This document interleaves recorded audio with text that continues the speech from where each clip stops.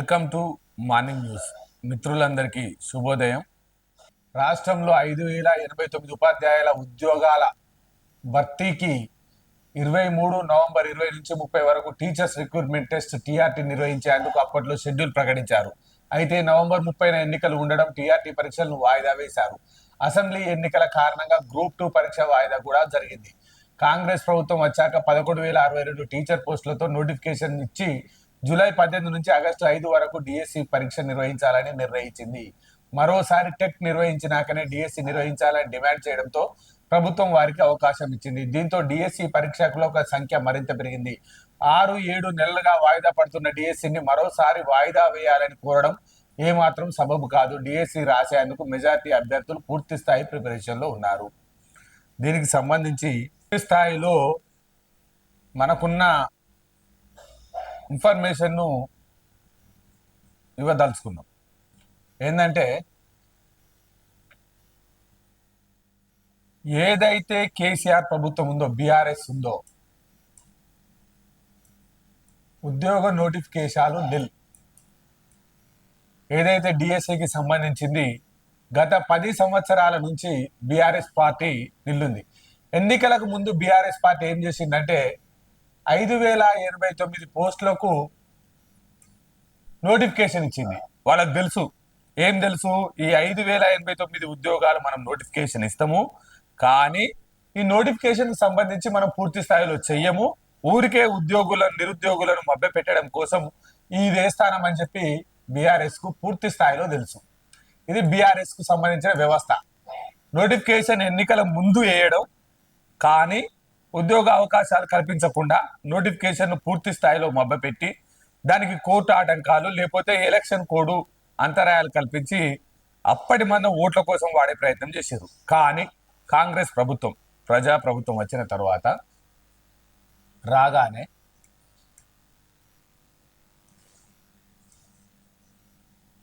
ఏం చేసింది, వీళ్ళు 5,089 మాత్రమే వేసారు. వీళ్ళు 5,089 మాత్రమే ఉద్యోగాలు కల్పించారు. కానీ కాంగ్రెస్ ప్రభుత్వం రాగానే 11,062 డిఎస్సి నోటిఫికేషన్లు ఇచ్చి జూలై 18 నుంచి ఆల్రెడీ ఎగ్జామ్స్ కండక్ట్ చేయాలని స్టార్ట్ చేసింది. వీళ్ళు ఇచ్చింది 5,089 నోటిఫికేషన్లు మాత్రమే. ఈ 5,089 నోటిఫికేషన్లకు సంబంధించి ఎన్నికల కోడ్కు ముందు ఏదైతే ఒక 15 రోజుల ముందు నోటిఫికేషన్ ఇచ్చినట్టు చేసి నిరుద్యోగులను బలిపశువులు లెక్క అప్పటి మనం సంతృప్తి చెంది ఓట్లు రాబట్టుకోవాలనే ప్లాన్ చేసింది. కానీ ప్రజాప్రభుత్వం రాగానే వాళ్ళు ఏదైతే 5,089 ఇచ్చినరో దానికి డబుల్ వరుసలో, దానికి రెండంతలుగా 11,062 ఉద్యోగ నోటిఫికేషన్లను ఇవ్వడం జరిగింది. ఇప్పుడు ఈ ఉద్యోగాలను వాయిదా వెయ్యాలి అని అంటున్నారు. ఎందుకు వాయిదా వెయ్యాలి అంటున్నారు అంటే, ఈ ఉద్యోగాలకు సంబంధించి గ్రూప్ 1 పేపర్ లీక్ అయినా కానీ ఏ ఒక్కరోజు స్పందించని బీఆర్ఎస్ సర్కార్, గ్రూప్ 1 పేపర్ లీక్ అయినా, సింగరేణి పేపర్ లీక్ అయినా, ఎలక్షన్ మన ఏ తరహా కాంపిటీషన్ ఎగ్జామ్ పేపర్ లీక్ అయినా దానికి సంబంధించి కోర్టు సంబంధ చిక్కులు తెచ్చే విధంగా వాళ్ళే నోటిఫికేషన్ ఇచ్చుడు, వాళ్ళకు సంబంధించిన అన్నాయిలే కోర్టుకు వెళ్ళి ఉద్యోగ నోటిఫికేషన్లకు సంబంధించి పూర్తి స్థాయిలో పబ్బం గడుపుకునే ప్రయత్నమే చేసిర్రు. అయితే కాంగ్రెస్ ప్రభుత్వం వచ్చిన కాడ నుంచి ఈ 7 నెలల కాలంలో దాదాపుగా 29,000 ఉద్యోగాలను, 28,000 ఉద్యోగాలను కాంగ్రెస్ ప్రభుత్వం 7 నెలల కాలంలో దాదాపుగా ఎంత అంటే 28,942 ఉద్యోగాలను ఇప్పటి వరకు పూర్తి చేసింది. ఇంకా ఇంకొక 12,000 ఉద్యోగాలను పూర్తి చేస్తే దాదాపుగా ఈ ఒక్క సంవత్సరమే 41,000 ఉద్యోగాలను పూర్తి చేసిన ఘనత కాంగ్రెస్ పార్టీకి దక్కుతుంది. ఈ 11,062 ఉద్యోగాలను పూర్తి చేయొద్దు, ఈ 11,000 ఏదైతే ఇవి ఉన్నాయో 11,062 నోటిఫికేషన్లు పూర్తి చేయొద్దు, పూర్తి చేస్తే ప్రజా ప్రభుత్వానికి మంచి పేరు వస్తుందన్న ఉద్దేశంతో దీన్ని ఇబ్బంది పెట్టాలని చేస్తా ఉన్నారు. అయితే దీనికి సంబంధించి మనం వాయిదా వేసి వాళ్ళు ఏం రేషియో కోరుతున్నారంటే 1:50% పద్ధతిలో ఎగ్జామ్ కండక్ట్ చేయాలని నోటిఫికేషన్ గతంలోనే ఇవ్వడం జరిగింది. అయితే ఆ నోటిఫికేషన్ ను వాయిదా వేసి 2-3 నెలలకు జరిపి నోటిఫికేషన్ 1:100 పద్ధతిలో రేషియో 100 పద్ధతిలో పెంచాలని నిరుద్యోగులను రెచ్చగొడతా ఉన్నారు. ఒకవేళ అదే జరిగితే ఏం జరుగుద్ది? ఒకవేళ అదే కనుక జరిగితే 1:50% తోటి నోటిఫికేషన్ ఇచ్చి ఉద్యోగ ఖాళీలకు క్యాలెండర్ రిలీజ్ చేసినావు, నోటిఫికేషన్ రిలీజ్ చేసినావు, దాన్ని మళ్ళీ 1:100 చేస్తే కోర్టుకు వెళ్ళిన తర్వాత ఈ ప్రక్రియ అంతా మళ్ళా మొదటి నుంచి చెయ్యరని చెప్తే నష్టపోయేది ఎవరు? నష్టపోయేది నిరుద్యోగులే. అంతిమంగా నష్టం జరిగేది నిరుద్యోగ యువతకే. కొంతమంది ఏదైతే బీఆర్ఎస్ పార్టీకి సంబంధించిన ఎప్పుడైతే తన ఉనికి కోల్పోయే ప్రమాదం వస్తుందో, బీఆర్ఎస్ పార్టీ ఎప్పుడైతే తనపై తనకు నమ్మకం లేకుండా పోతుందో, ఉద్యమ కాలంలోనైనా విపత్కర పరిస్థితుల్లోనైనా బీఆర్ఎస్ పార్టీ విద్యార్థుల జీవితాలతోటి చెలగాటమాడి వారి శవాల పునాదుల మీద వారి సామ్రాజ్యాన్ని నిర్మించాలనే ఒక లక్ష్యంతో పనిచేస్తుంది, రెచ్చగొట్టే విధానంతో పనిచేస్తుంది, విద్యార్థులను ఆత్మ బలిదానాల కోసం రెచ్చగొట్టే ప్రయత్నం చేస్తా ఉంది. నిజంగానే విద్యార్థుల మీద ప్రేమ ఉండేది ఉంటే గడిచిన 10 సంవత్సరాలలో డిఎస్సి ఎందుకు వేయలే? గడిచిన 10 సంవత్సరాల్లో గ్రూప్ 1 గ్రూప్ 2లు ఎందుకు వేయలే? గడిచిన 10 సంవత్సరాల్లో 7 నెలల్లో దాదాపుగా 40,000 ఉద్యోగాలు భర్తీ చేస్తున్న కాంగ్రెస్ ప్రభుత్వం మీద కొన్ని కోచింగ్ సెంటర్లు, ఇందులో ప్రైవేటుకు సంబంధించిన కోచింగ్ సెంటర్ల ద్వారా కొంతమందిని కిరాయి ఏది ఆర్టిఫిషియల్ ప్రోగ్రామ్ లాగా ఆర్టిఫిషియల్ ఉద్యమం లెక్క నిరుద్యోగుల మీద ప్రేమ ఉన్నట్టు చూపిస్తా ఉన్నారు. దీనివల్ల ఏం జరుగుతుందంటే చూడు, ఇంకో 3-4 నెలలు ఎటువంటి నోటిఫికేషన్ లేకుండా ఉంటే ఇప్పటికే లక్షలాది మంది ఏదైతే కోచింగ్ సెంటర్లలో ఫీజులు కట్టి రూరల్ ప్రాంతం నుంచి అర్బన్ ప్రాంతానికి వెళ్ళి హాస్టళ్లలో ఉండి చదువుకొని ప్రిపరేషన్ అయిన వాళ్ళు మరింత ఆర్థిక భారాన్ని మోపి వారిపై మరింత ఫీజులు గుంజి మరింత డబ్బులు గుంజి వారి ఆర్థిక వ్యవస్థను చిన్నాభిన్నం చేసి వారి ఆశలతో అడియాసలు చేస్తూ వారి ఆశలతోటి వ్యవస్థను నిర్వీర్యం చేస్తూ ప్రభుత్వంపై తప్పుడు బదనాం చేయాలన్న ఆలోచన చేస్తా ఉన్నారు. ఇకపోతే ఇంతకుముందు మనం చెప్పుకున్నట్టు న్యాయ వివాదాలు తలెత్తే ప్రమాదం ఉంది. నిర్వహించిన గ్రూప్ 1 పరీక్షకు 4 లక్షల మంది అభ్యర్థులు పోటీ పడ్డారు. ప్రిలిమినరీ పకడ్బందీ నిర్వహించిన నోటిఫికేషన్ ప్రకారం ప్రిలిమ్స్ లో మెరిట్ ఆధారంగా ఒక్కో పోస్టుకు 50 మంది చొప్పున మెయిన్స్ కి ఎంపిక చేశారు. కానీ 100 మందిని ఎంపిక చేయాలని బీఆర్ఎస్ నాయకులు కొందరు నిరుద్యోగుల్ని రెచ్చగొడుతున్నారు. దీనివల్ల ఎవరైనా రేపు పొద్దున ఇది కనుక సవరిస్తే రేపు పొద్దున ఎవరైనా కోర్టుకు వెళ్తే కోర్టుకు కూడా వాళ్ళే వెళ్తే ఈ ప్రక్రియ అంతా తూచ్ అని చెప్పే పరిస్థితి ఉన్నందున దీన్ని నిరుద్యోగులు ఆలోచన చేయాలని, నిరుద్యోగులు కొంతమంది ట్రాప్ లో పడి ప్రభుత్వాన్ని దూరం చేసుకొని వారి ఉజ్వలమైన భవిష్యత్తుకు నష్టం వాటిల్లే ప్రమాదం ఉంది. కాబట్టి చెప్పుడు మాటలు నమ్మకుండా వాస్తవాలను గ్రహించి నిరుద్యోగుల పక్షాన పోరాటం చేసే కాంగ్రెస్ పార్టీ ప్రజాప్రభుత్వం, ఈ ప్రభుత్వం మీకోసమే పనిచేస్తుంది. 7 నెలల్లో 40,000 ఉద్యోగాలను పూర్తి స్థాయిలో ప్రకటించి అందులో 28,000 ఉద్యోగాలను ఆల్రెడీ ఇవ్వడం జరిగింది. ఇంకొక 12,000 ఉద్యోగాలను ఇవ్వనీకున్నాం. ఒకవేళ మీరు ఏదైతే బాధపడుతున్నారో ఆ బాధకు సంబంధించి ఇంకా ఖాళీలు ఏమన్నా ఉండేది ఉంటే రాష్ట్ర ప్రభుత్వం స్పష్టమైన ఆదేశాలు ఇవ్వబోతా ఉన్నది. మనకున్న సమాచారం మేరకు ఇంకా బ్యాలెన్స్ ఉన్న వాటిని కూడా జాబ్ క్యాలెండర్ లేసి త్వరలోనే మిగతా బ్యాలెన్స్ కూడా చేసే అవకాశాలు ఉన్నాయి. కాబట్టి నిరుద్యోగులారా, మాయ మాటలతోటి కపట మోసాలతోటి మోసంనే ప్రధానస్త్రంగా ఎంచుకున్నటువంటి వివిధ విపక్షాల ట్రాప్ లో పడద్దు. మీ ఉజ్వలమైన భవిష్యత్తును నాశనం చేసుకోవద్దని వైనాల్ రాజు ఛానల్లో ప్రచురితం చేయడం జరుగుతూ ఉంది. ఓకే, ఇకపోతే కొత్త డీజీపీగా జితేందర్, హోంశాఖ స్పెషల్ సిఎస్ గా రవిగుప్తా ఉత్తర్వులు జారీ చేసిన ప్రభుత్వం 15 మంది ఐపీఎస్లు బదిలీ. లా అండ్ ఆర్డర్ అడిషనల్ డీజీపీగా Mahesh Bhagwat, ACP DGP CV Anand కు విజిలెన్స్ బాధ్యతలు మళ్లీ రాచకొండ కమిషనర్ గా సుధీర్ బాబు, సీఎం రేవంత్ రెడ్డితో జితేందర్ రెడ్డి భేటీ, డీజీపీగా బాధ్యతల స్వీకరణ.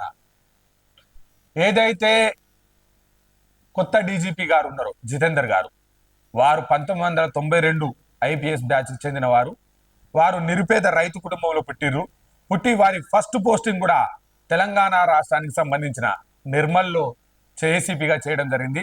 వారితో పాటు నిర్మల్తో పాటు బెల్లంపల్లిని కూడా అదనపు ఇన్ఛార్జిగా చేయడం జరిగింది. అదే విధంగా తద్వారా జరిగిన పరిణామాలల్లా విశాఖ కమిషనర్ గా చేయడం, ఆంధ్రప్రదేశ్ సంబంధించిన విశాఖ కమిషనర్ గా చేయడం జరిగింది. హైదరాబాద్ వచ్చేసరికి ట్రాఫిక్ కంట్రోల్ కి సంబంధించి కమిషనర్ గా చేయడం జరిగింది. వారికి ఇంకా 15 నెలల కాలం మాత్రమే ఉంది. వారు ఏం చెప్తున్నారంటే ఫ్రెండ్లీ పోలీసింగ్ ను విస్తృతంగా చేస్తాము, డ్రగ్స్ లేని తెలంగాణను చేస్తాము, పోలీస్ కు సంబంధించి ఏ క్షణంలోనైనా టాప్ టు బాటం ప్రజాపాలనలో పోలీస్ వ్యవస్థ ప్రజా అవసరాల మేరకు ప్రజా ప్రభుత్వ కాంక్ష మేరకు మేము పనిచేస్తాము. మాకు అత్యున్నతమైన అవకాశం లభించింది. ఈ అవకాశాన్ని ప్రజల కోసం, ప్రభుత్వం కోసం, ఈ రాష్ట్ర అభివృద్ధి కోసం పనిచేస్తామని చెప్తున్నారు. కంగ్రాచులేషన్ సార్ డీజీపీ గారు. ఓకే, ఇకపోతే ఖమ్మం జిల్లాకు సంబంధించి ఏదైతే ఖమ్మం జిల్లాకు సంబంధించి రైతు భరోసా ఉందో వాటికి సంబంధించి 7,500 రూపాయలు ఒక్కో కాలం పంటకు ఒక్కో ఎకరానికి ఇవ్వాలని ప్రజా ప్రభుత్వం మేనిఫెస్టోలో గౌరవ శ్రీ శ్రీధర్ బాబు గారి నాయకత్వంలో మేనిఫెస్టోలో పెట్టినటువంటి అంశాన్ని అధికారంలోకి వచ్చిన తరువాత ఇంప్లిమెంట్ చేయాల్సిన బాధ్యత ప్రజా ప్రభుత్వంపై ఉంది. కాబట్టి ముఖ్యమంత్రి రేవంత్ రెడ్డి గారు మంత్రివర్గ ఉపసంఘం బట్టి విక్రమార్క గారిని చైర్మన్ గా, శ్రీధర్ బాబు గారిని సభ్యులుగా, పొంగులేటి శ్రీనివాసరెడ్డి గారు, తుమ్మల నాగేశ్వరరావు గారు ఒక ఉపసంఘంగా ఏర్పడి వాటికి సంబంధించిన కార్యాచరణ చేయాలని అనుకున్నారు. దానిలో భాగంగా నిన్నటి నుంచి ఏదైతే నిన్న ఉమ్మడి ఖమ్మం జిల్లాలో జరిగినటువంటి రైతు సమీక్షకు సంబంధించి ఉప ముఖ్యమంత్రి బట్టి, పొంగులేటి గారు, తుమ్మల నాగేశ్వరరావు గారు ఏదైతే రివ్యూ నిర్వహించారో దానికి సంబంధించి రైతులను భాగస్వామ్యం చేయాలని, రైతుల యొక్క అభిప్రాయాలను తీసుకొని ప్రభుత్వం రైతును వెన్నెముకగా చేసుకొని రైతు యొక్క ఆలోచన ఇంప్లిమెంట్ చేసే కార్యక్రమంలో భాగంగా ఏదైతే ఎకరాకు 7,500 రూపాయలు ఇవ్వాలని అనుకుంటున్నారో దానికి సంబంధించిన విధి విధానాల్లో 10 ఎకరాల లోపు వారికి మాత్రమే ఇవ్వాలి. 10 ఎకరాలు ఉన్న వారికి, 10 ఎకరాల కన్నా ఎక్కువ ఉన్న వారికి రైతు భరోసా నుంచి మినహాయింపు చేయాలని,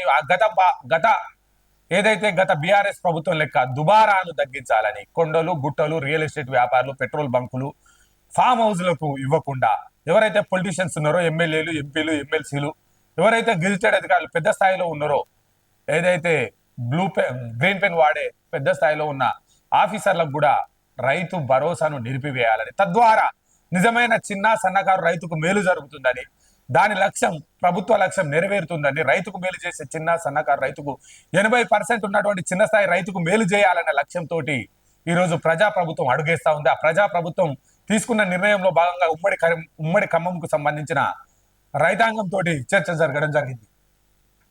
10 ఎకరాల లోపు ఇస్తే సరిపోద్ది. రైతు భరోసా స్కీమ్ పై రైతుల మనోగతం కేబినెట్ సబ్ కమిటీ ముందు వెల్లడి. సాగులో ఉన్న భూములకే పెట్టుబడి సాయం చిన్న సన్నకారు రైతులను ఆదుకునేలా ఉండాలి. గతంలో మాదిరి గుట్టలు, రియల్ ఎస్టేట్ ల్యాండ్కు ఇయ్యొద్దని సబ్సిడీలు కొనసాగించాలని గత ప్రభుత్వం సబ్సిడీలన్నీ బంద్ చేయించింది. అప్పటి ప్రభుత్వం సబ్సిడీలు యంత్రాంగం కొనుగోలుకు కానీ, ట్రాక్టర్ సబ్సిడీలకు కానీ, విత్తన సబ్సిడీకి కానీ, ఏదైనా రైతుకు సంబంధించిన పనిముట్లు యాంత్రీకరణ చేయడానికి రైతుకు అనువైన సబ్సిడీని అప్పుడున్న కాంగ్రెస్ ప్రభుత్వం ఇచ్చేది. కానీ ఎప్పుడైతే తెలంగాణ రాష్ట్రం వచ్చిందో రైతు బంధు పేరు మీద ఒక గుంటకు 100 రూపాయల చొప్పున ఇచ్చి రైతుకు సంబంధించిన అన్ని సబ్సిడీలను, రైతుకు సంబంధించిన యూరియాతో సహా ప్రతి వ్యవస్థలో దోపిడీ చేసి రైతుకు సంబంధించిన వడ్ల తూకంలో కూడా ఎన్నో రకాలుగా ఇబ్బంది పెట్టి రైతుకు నష్టం చేసింది. ఆ నష్టాన్ని పూరించే ప్రయత్నం ఇలా కాంగ్రెస్ ప్రభుత్వం చేస్తా ఉంది. దీనికి సంబంధించి ఉమ్మడి 10 జిల్లాల్లో, ఈ రాష్ట్రంలో ఉన్నటువంటి 10 ఉమ్మడి జిల్లాల్లో సభలు నిర్వహిస్తా ఉన్నారు. అట్టి సభలకు సంబంధించిన నివేదికను ఒక అఫిడవిట్ రూపంలో తీసుకొని అసెంబ్లీలో ప్రవేశపెట్టి అసెంబ్లీలో రైతు భరోసా, రైతు రుణమాఫీకి సంబంధించి విధి విధానాలు ఎప్పటి నుంచి చేస్తామనేది 21 తారీఖు లోపల ప్రొజెక్ట్ చేసే అవకాశం ఉంది. ఇంకా అదే పోతే రైతులకు ఎక్కువ పరిహారం ఇప్పించండి, భూసేకరణ మానవీయ కోణంలో చూడండి, RRR కు ఒకే నెంబర్ అటవీ శాఖ భూములు తీసుకొని ప్రభుత్వ భూములు కేటాయించండి, నేషనల్ హైవేల నిర్మాణం సమీక్ష లోపంలో సీఎం 2 నెలల్లో హైదరాబాద్ విజయవాడ హైవే విస్తరణ పనులు ఏదైతే ఓకే ఏదైతే RRR జాతీయ రహదారి కోసం రైతుల వద్ద నుండి మనం సేకరిస్తున్న భూమి అయితే ఏదైతే ఉందో రైతులకు ఈ రాష్ట్రంలోనే అత్యున్నత పరిహారాన్ని ఇవ్వండి. రాష్ట్ర ప్రభుత్వ ఖజానా మీద ఇబ్బంది పడ్డా, రాష్ట్ర ప్రభుత్వ ఖజానా మీద కొంతమేర ఆర్థికంగా ఇబ్బందికరంగా ఉన్న మనం జాతీయ ప్రయోజనాల దృష్ట్యా రైతు తనకున్న సంపదను ఏదైతే భూమిని ఈ రాష్ట్రం కోసం చెల్లిస్తా ఉన్నాడు కాబట్టి రైతును ఆదుకునే ప్రయత్నం చేయండి. మనం ఎంత ఇచ్చినా రైతుకు నష్టమే, కానీ ఉన్న దాంట్లో కూడా బెస్ట్ ఏదైతే మనం ఉన్న వనరుల్లో కూడా ఇప్పటి వరకు ఇచ్చిన భూ పరిహారంలో ఏదైతే బెస్ట్ ఆప్షన్ ఉంటుందో ఆ బెస్ట్ ఆప్షన్ ను రైతులకు ఇవ్వండి.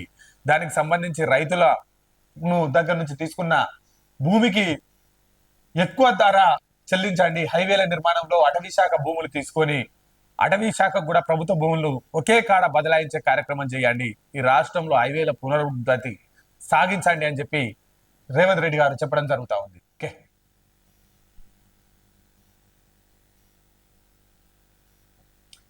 భూములు తాకట్టు పెట్టుడైంది. ఇట్లయితే కంపెనీలు ఏకీమిస్తారు. సర్కార్ ల్యాండ్స్ తనఖా పెట్టడం ప్రమాదకరం. ఇది మతిలేని చర్య. తెలంగాణ ప్రగతి కుంటుపడుతుందని ఆర్థిక రంగాన్ని నడుపుడు రాష్ట్ర సర్కార్కు చేతనైతే లేదని విమర్శ. కేటీఆర్ తెలంగాణ రాష్ట్రానికి మాజీ ఐటీ రంగానికి సంబంధించిన కేటీఆర్ ఈయన చెప్తా ఉన్నాడు భూములు తాకట్టు పెట్టుడైందని. వీళ్ళ హయాంలో తెలంగాణ రాష్ట్రానికి సంబంధించిన 2,00,000 కోట్ల రూపాయలకు సంబంధించిన భూములు ఇతని పీరియడ్లో 2,00,000 కోట్ల రూపాయలకు సంబంధించిన భూములను అప్పనంగా ఇతని అనునాయులకు ఇచ్చి, ఒకవేళ 5,000 కోట్లకు సంబంధించిన భూమి ఏదన్నా ప్రాజెక్టుకు అవసరం ఉందనుకో, దాన్ని 50,000 కోట్ల రూపాయలకు సరిపోను భూమిని వాళ్ళ సన్నిహితులకు ఇచ్చడం, తద్వారా మిగతా 40,000 కోట్ల రూపాయలకు సంబంధించిన భూమిని తన పేరు మీదకి చేసుకోవడం. ఈ విధంగా క్విట్ ప్రో క్రో చేసినటువంటి వ్యక్తి కేటీ రామారావు ఏం చెప్తుండంటే, తెలంగాణ భూములు తనకట్టు పెట్టుడైంది. మరి నీ గిట్ల పెట్టమంటావా?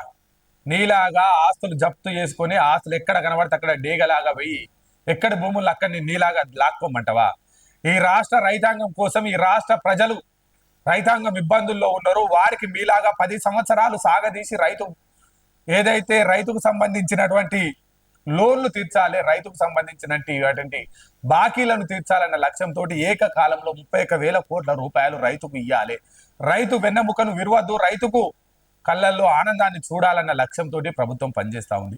అందుకు సంబంధించి దుబారాన్ని తగ్గించింది. అందుకు సంబంధించి తెలంగాణ మంత్రులు ఇప్పటి వరకు ఎక్కడ ఒక్క పైసా కూడా తీసుకోవడం లేదు.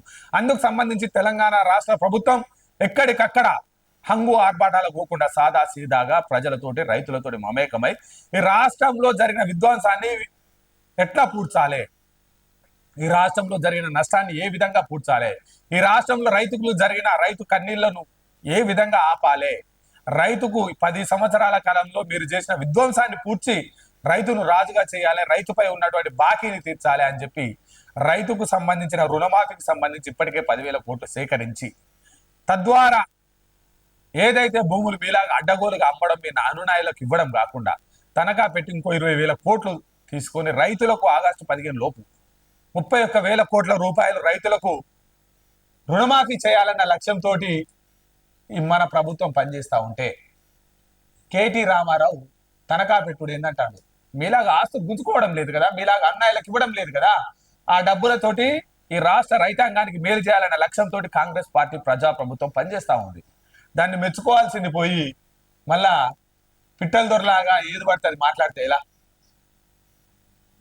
నేను చెప్పినట్టు ఇగో అభిప్రాయ సేకరణలో మాట్లాడుతున్నారు. రైతు భరోసా, రుణమాఫీకి సంబంధించి దుబారాన్ని తగ్గిస్తాం, అవసరమైతే మేము హంగు ఆర్భాటం లేకుండా సాదా సీదాగా జీవన శైలిని నడిపిస్తాం, కానీ ఈ రాష్ట్రానికి సంబంధించిన రైతాంగంకి ఇచ్చిన మాట నిలబెట్టుకోవడమే కాంగ్రెస్ పార్టీ యొక్క ప్రజాప్రభుత్వం యొక్క లక్ష్యం అని మరోసారి చెప్పడం జరుగుతూ ఉంది.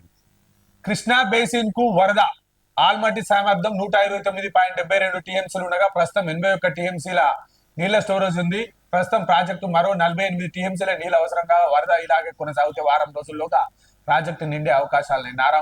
నారాయణపూర్ కెపాసిటీ 37.64 టీఎంసీలకు గాను 25 టీఎంసీల నీటి నిల్వ ఉంది.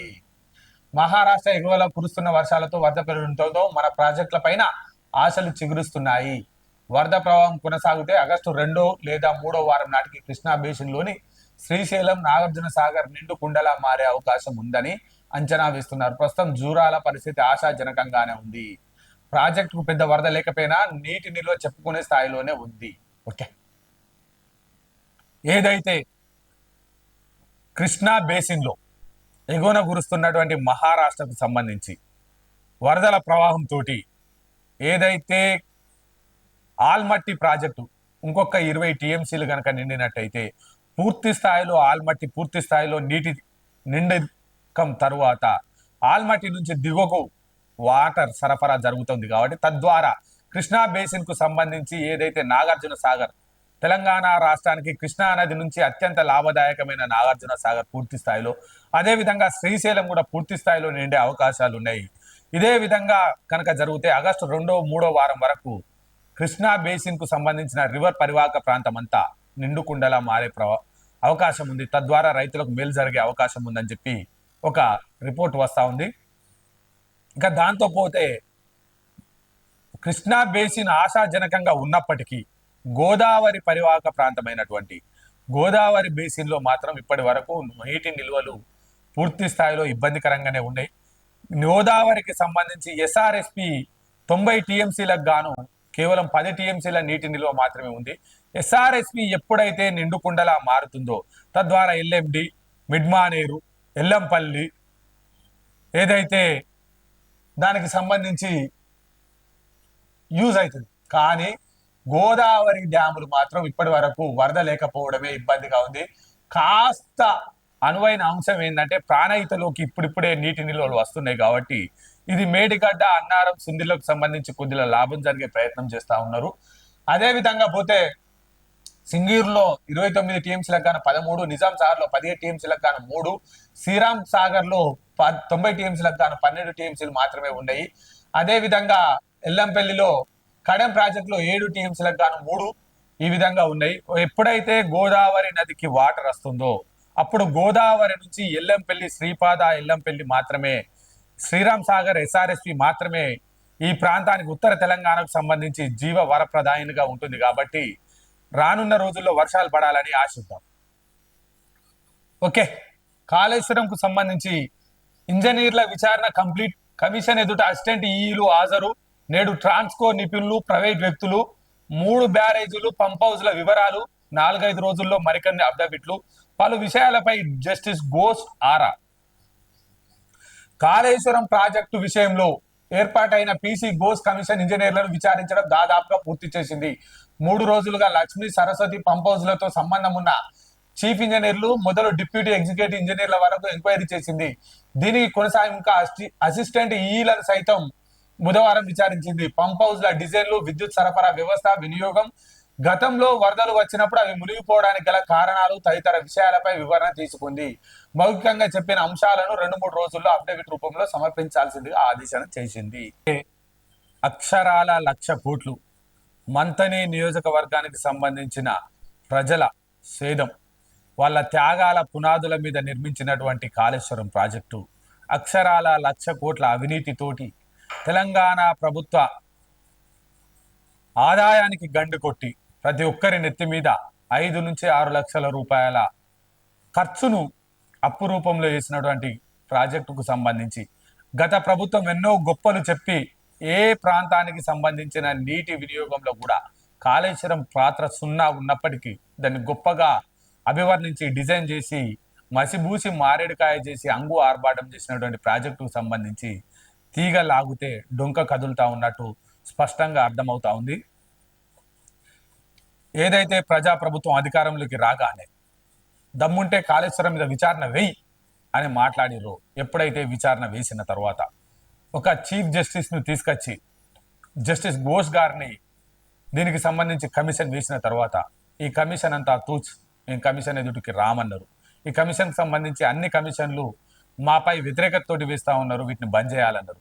కోర్టులు ముట్టికాయలు వేసిన తర్వాత కమిషన్ కూడా ఏదో ఏకపక్ష నిర్ణయాలు కాకుండా వర్క్ ఇన్స్పెక్టర్ స్థాయి నుంచి మొదలు పెడితే ఈఎన్సీ స్థాయి వరకు ప్రతి ఒక్కరిని బాధ్యులు చేస్తూ ప్రతి ఒక్కరి దగ్గర ఉన్న సమాచారాన్ని తీసుకుంటూ ఏదైతే వ్యాస్కోప్ సంస్థ, ఏదైతే లైడార్ సంస్థ, ఏదైతే ఎల్ఎన్టీకి సంబంధించిన ప్రతినిధులు, ఏదైతే నిపుణులు, నీటి రంగానికి సంబంధించిన నిపుణులు, ఏదైతే వాళ్ళకు సంబంధించిన వ్యవస్థలో కాంట్రాక్ట్కు సంబంధించిన వారిని, ప్రైవేట్ వ్యక్తుల్ని అందరినీ భాగస్వామ్యాలు చేస్తూ ప్రతి ఒక్కరి నుంచి ఆధారాలు సేకరిస్తూ ఉన్నది.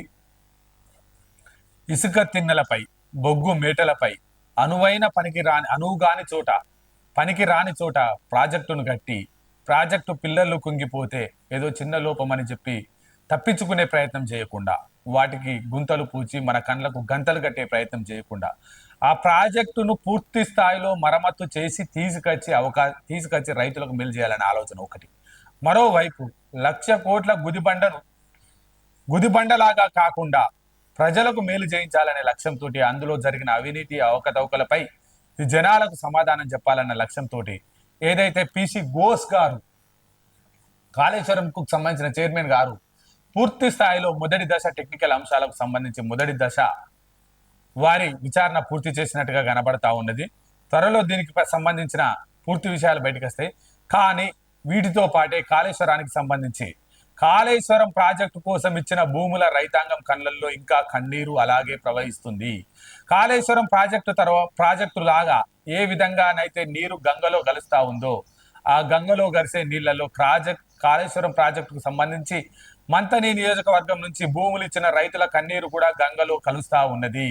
దయచేసి 10 సంవత్సరాల నుంచి జరిగినటువంటి ఈ పరిహార దోపిడిలో ఇంకా రైతులు ఇబ్బంది పడతా ఉన్నారు. బ్యాక్ వాటర్ తోటి ఇంకా రైతాంగం ఇబ్బంది పడతనే ఉంది. వారి పంట పొలాలు 25 లక్షల నుంచి 30 లక్షల రూపాయలకు ఎకరాకు ఉండే అటువంటి వారి పంట పొలాలు బ్యాక్ వాటర్ తో కనీసం 2 నుంచి 3 లక్షల రూపాయలు కూడా దాటడం లేదు. వారి పంట పొలాలు వారి కన్నీటికి సంబంధించి నిలువెత్తు సాక్ష్యమైన కాళేశ్వరం ప్రాజెక్టుకు సంబంధించిన రైతాంగం బాధలను గత ప్రభుత్వాలు విస్మరించినాయి. వాటికి సంబంధించి పూర్తి స్థాయి నిజానిజాలతోటి మన వైనాల న్యూస్ ఛానల్లో అతి త్వరలోనే ప్రచారం కాబోతుంది. ఆర్టీసీ ఉద్యోగాల పేరుతో వస్తున్న లింకులు ఫేక్, వాటిని నమ్మి వ్యక్తిగత వివరాలు ఇవ్వద్దు. అఫీషియల్ నోటిఫికేషన్ రిలీజ్ కాలేదు. టీఎస్ఆర్టీసీ ఎండి సజ్జనార్. టీఎస్ఆర్టీసీ ఎండి ఒకప్పటి పోలీస్ బాస్ సజ్జనార్ గారు ఒక రిక్వెస్ట్ చేస్తా ఉన్నారు. దయచేసి ఈ రిక్వెస్ట్ వారని కాదు, మన న్యూస్ ఛానల్ నుంచి కూడా చేయడం జరుగుతుంది. చాలా మందికి తెలియదు, చాలా మంది ఉద్యోగ నోటిఫికేషన్లు ఉన్నాయని. మీరు లింక్ను ఓపెన్ చేసి మీరు అడ్మిన్ కండి, మీరు అప్లై చేయండి అని చెప్పి చాలా మంది, చాలా సైబర్ నేరగాళ్ళు చాలా రకరకాలుగా మీ వ్యక్తిగత సమాచారాన్ని దొంగిలించడం కోసం, మీ వ్యక్తిగత జీవితాలతో ఆడుకోవడం కోసం, మీకు సంబంధించిన బ్యాంకు లావాదేవీలపై నిఘా ఉంచి మీ దగ్గర నుంచి వ్యక్తిగత సమాచారాన్ని లాగే ప్రయత్నం చేస్తా ఉన్నారు. దయచేసి మీరు ప్రభుత్వ కార్యాలయాల నుంచి ఏదైనా నోటిఫికేషన్ వస్తే గెజిట్ రూపంలో, దానికి సంబంధించి టీవీలలో పెద్ద పెద్ద యాడ్స్ రూపంలో వస్తుంది. కానీ మీ సెల్లుకు మీ పర్సనల్ మెసేజ్ పంపించి లింకును ఓపెన్ చేయమని చెప్పి వాటిని మీరు నమ్మద్దు. బీఆర్ఎస్ ప్రధాన అంశంగా బీఆర్ఎస్ బీసీ రాగం అని ఎత్తుకున్నది. అన్ని జిల్లాల్లో తెలంగాణ రాష్ట్రంలో బీసీలే పెద్ద దిక్కుగా ఉండి బీఆర్ఎస్ పార్టీకి మేలు చేశారు అని అంటుంది. జిల్లా రాష్ట్ర కమిటీల్లో ప్రాధాన్యత ప్లాన్ 25 జిల్లాల్లో అధ్యక్ష బాధ్యతలు వారికి గత అసెంబ్లీ ఎన్నికల్లో సహకరించారనే భావన, గత తప్పులు పునరావృతం కాకుండా చర్యలు. సూటిగా బీఆర్ఎస్ రాష్ట్ర అధ్యక్షునికి మనం సవాల్ విసురుతున్నాం ఈ పత్రిక ద్వారా. బీఆర్ఎస్ పార్టీ బీసీలను విస్మరించిందని మీరే ఒప్పుకుంటున్నారు కదా. 25 జిల్లాల బీసీలకు జిల్లా అధ్యక్ష బాధ్యతలు ఇస్తామంటున్నారు కదా. మీరు చేయాల్సింది, మీ పార్టీ పుట్టిన కాడ నుంచి 2001 నుంచి ఇప్పటి వరకు ఒక్క బీసీ నాయకుడినైనా రాష్ట్ర అధ్యక్షునిగా మీరు ప్రకటించిర్రా? ఇప్పుడు ఓడిపోయి ప్రజలకు దూరమైన, బీసీలకు దూరమైన అంటున్నారు కదా. ఇప్పటికైనా మీ రాష్ట్రానికి సూటిగా వైనాల రాజ్ న్యూస్ ఛానల్ ద్వారా ప్రశ్నించడం జరుగుతూ ఉంది. బీఆర్ఎస్ రాష్ట్ర అధ్యక్షునిగా బీసీని నియమించి అప్పుడు బీసీ రాగబెత్తుకోండి. బీఆర్ఎస్ రాష్ట్రానికి బీసీని పెట్టండి. మళ్ళీ మీ పెద్ద హరి అహంకారంతో మళ్ళీ మీరు బీసీ రాగం అని చెప్పి ఏదో చిన్న చిన్న పదవుల్లో బీసీని కూకుండబెట్టి మళ్ళీ తెలంగాణ ప్రజలను, మళ్ళీ తెలంగాణలోని బీసీలను మోసం చేయాలని ఆలోచన చేయకండి. మీకు స్పష్టమైన ఏమైనా బీసీల మీద కనుక ప్రేమ ఉంటే బీసీ అధ్యక్షుని తీసుకురండి. ఆ తర్వాతే మీరు జిల్లా కమిటీలు పెట్టండి. బీసీ అధ్యక్షునిగా మీరు కనుక బీఆర్ఎస్ పార్టీని పెడితే ఏమైనా బతికి బట్టగట్టే అవకాశాలు ఉన్నాయి.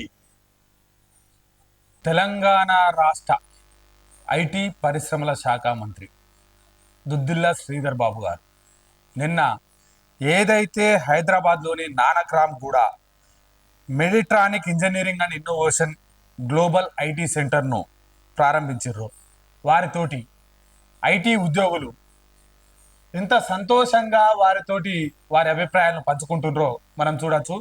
ప్రతి నిత్యం ఏ రోజైనా ఈ రాష్ట్రానికి, ఈ తెలంగాణ రాష్ట్రానికి ఐటీ రంగాన్ని ఈ దేశంలోనే నెంబర్ 1 స్థానంలో ఉంచాలన్న లక్ష్యంతో ఐటీతో పాటు పరిశ్రమలు, ఇండస్ట్రీస్, మహిళా సాధికారితకు ఊతమిచ్చే విధంగా వారి చర్య, దినచర్య ప్రతి క్షణం అనునిత్యం వారు అమెరికా పర్యటనకు వెళ్ళినా, మంతని నియోజకవర్గం గురించి వారు వేరే విదేశాలకు వెళ్ళినా ఈ తెలంగాణ రాష్ట్ర ప్రజానికం ఏ విధంగా అభివృద్ధి చెందాలి, దేశంతో ఇతర దేశాలతోటి పోటీ పడే వ్యవస్థకు తెలంగాణ ప్రాంతాన్ని తీసుకురావాలన్న లక్ష్యంతో వారు కృషి చేస్తున్నారు. అందులోకి సంబంధించిన కొన్ని విజువల్స్ మనం ఇప్పుడు చూడొచ్చును.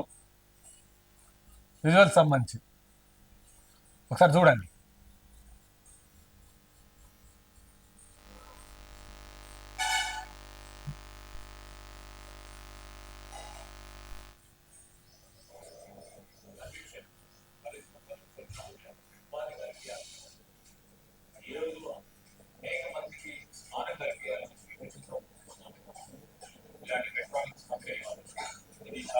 చాలా పెద్ద కంపెనీ ఈరోజు కంపెనీ మన రాష్ట్రంలో వచ్చి పెద్ద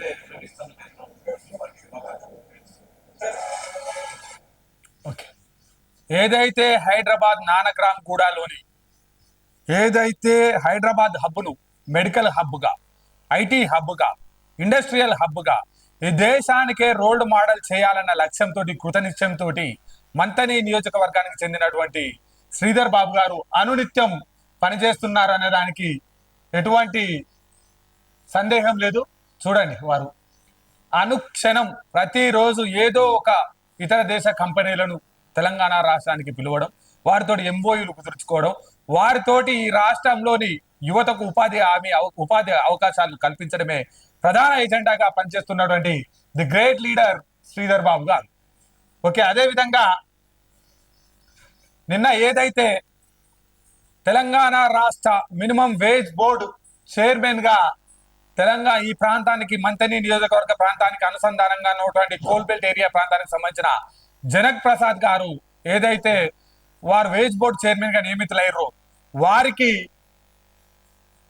శుభాకాంక్షలు తెలుపుతూ, అదే విధంగా ఏదైతే సింగరేణి ఏరియాకు సంబంధించి కోల్బెల్ట్ ఏరియాకు సంబంధించి ఈ రాష్ట్ర ప్రభుత్వం ఏదైతే కాంగ్రెస్ పార్టీ మేనిఫెస్టోలో పెట్టిందో ఆ విధంగా కార్మికులందరికీ సత్వర న్యాయం చేసే వాటిలో మీరు ముందు వరుసలో ఉండాలని చెప్పి వారికి తగు సూచనలు చేయడం జరిగింది.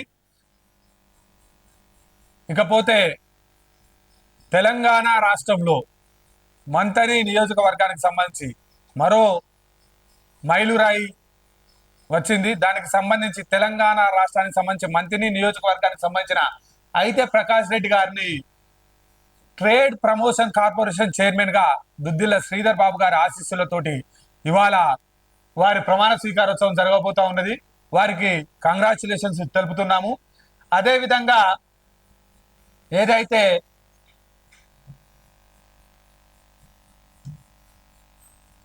శ్రీధర్ బాబు గారి ద్వారా మంతిని నియోజకవర్గంలోని రామగిరి మండలానికి చెందిన నవాబ్పేటకు చెందిన కొట్టె రాజయ్యకు 2,10,000 రూపాయల ఎల్ఓసిని మంజూరు చేయడం జరిగింది. వారు ఆర్థికంగా ఇబ్బంది ఉన్నారని మంత్రి గారి దృష్టికి తీసుకెళ్లడంతో వారికి సీఎం రిలీఫ్ ఫండ్ ద్వారా 2,10,000 రూపాయలను త్వరగా మాట్లాడి సీఎం రిలీఫ్ ఫండ్ను ఇప్పించడం జరిగింది.